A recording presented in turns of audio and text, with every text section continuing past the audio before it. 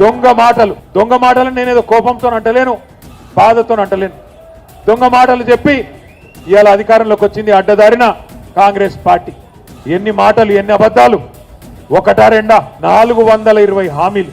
కేసీఆర్ గారు 10,000 ఇస్తే రైతులకు నేను 15,000 ఇస్తా అన్నాడు.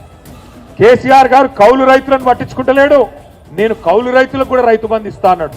ఇవన్నీ 100 రోజుల్లోనే చేస్తా అన్నాడు. కేసీఆర్ గారు రైతు కూలీలను పట్టించుకోలేదు. జాబ్ కార్డు ఉంటే చాలు, నేను ఒక్కొక్కలకు నెలకు 1000 రూపాయలు ఇస్తా, ఆత్మీయ భరోసా అని రైతు కూలీలకు మాటిచ్చిండు. కేసీఆర్ గారు లగ్గం చేస్తే కళ్యాణ లక్ష్మి షాదీ ముబారక్ కార్యక్రమం కింద 1,00,000 రూపాయలు ఇస్తున్నాడు, నేను తులం బంగారం ఇస్తా అన్నాడు.